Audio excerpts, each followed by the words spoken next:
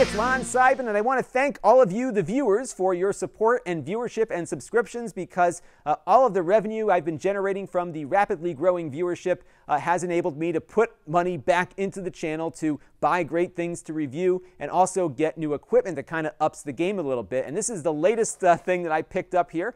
This is probably the biggest purchase we've made so far. This is the ATEM 2ME Production Studio 4K from Blackmagic Design, and this is going to replace the ATEM 1ME switcher I'm currently running, and that replaced the ATEM television studio that I started with. So over the last 2.5 years, I've been finding things that I wanted to do and couldn't. So the 1ME does this, which is allows you to put up like a little window, so I have like 2 live video sources on screen at the same time. But what it doesn't let me do is do more than one of these at a time, and I really wanted to be able to do that. I have a bunch of interviews I've booked coming up, so I'm going to do an interview segment now, and I wanted to have like my face and the interviewee's face up at the same time, and I couldn't do that with the equipment I have. So that is why I picked this up, because this has a feature called Super Source that is not on any of the other ATEM switchers, which allows you to run up to 4 video windows simultaneously on the screen. So I'm going to be able to do some really cool stuff.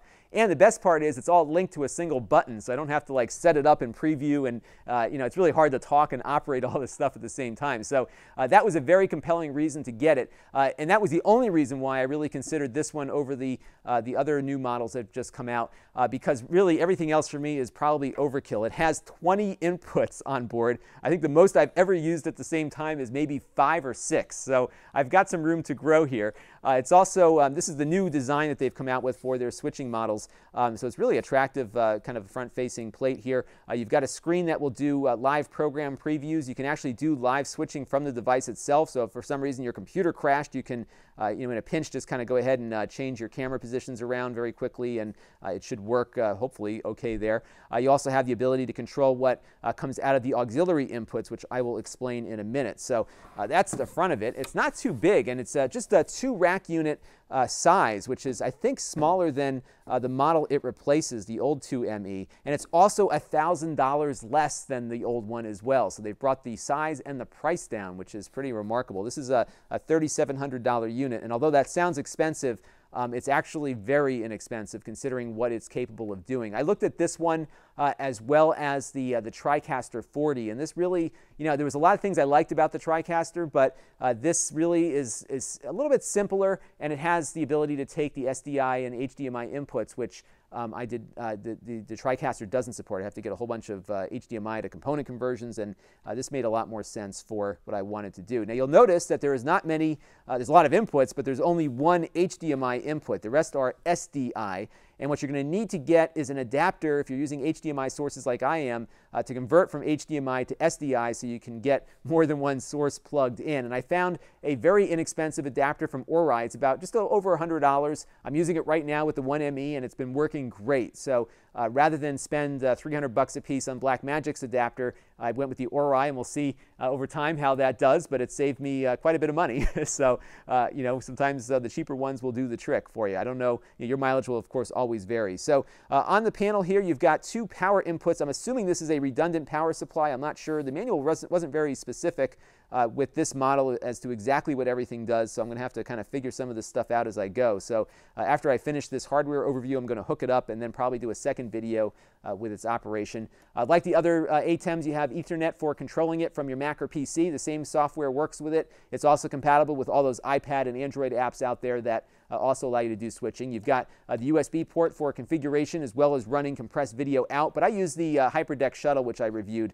I just run it out of the program output and do that. It's a lot easier than relying on a computer.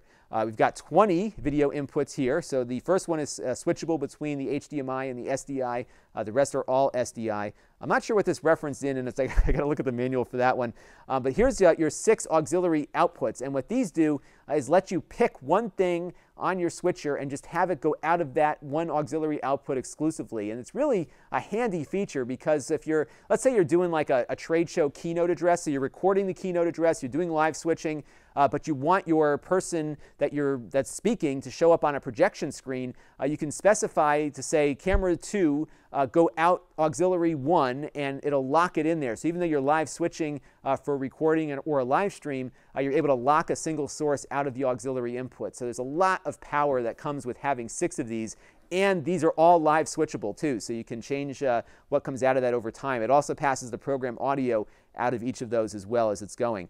Now there are 2 program outputs, and because this is a 2, again, something I don't need, but this is a 2ME switcher, so you can actually live switch 2 separate things simultaneously. So you can it's almost 2 switchers in one essentially. So there's a lot of uses that you could find with that in the professional environment.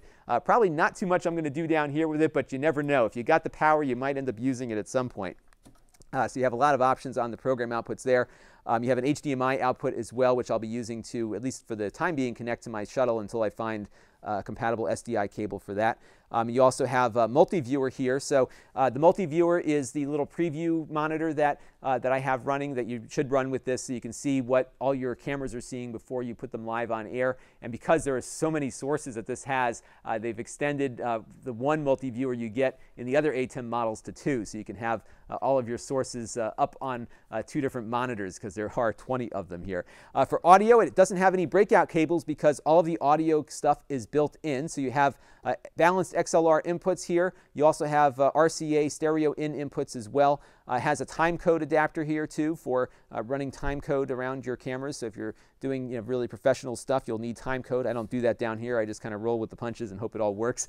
You also have the ability to send monitor audio out via balanced XLR outputs here as well, and talkback for intercoms and whatnot. So pretty robust setup here. I'm looking forward to getting this thing working. I'm going to be spending tonight kind of rewiring everything, and then in the morning hopefully I'll have figured all this out, and we'll show you exactly what this thing is capable of. So stay tuned. If you haven't subscribed, maybe do it now so you can find the next video in the series, and we will get this little bit of overkill up and running.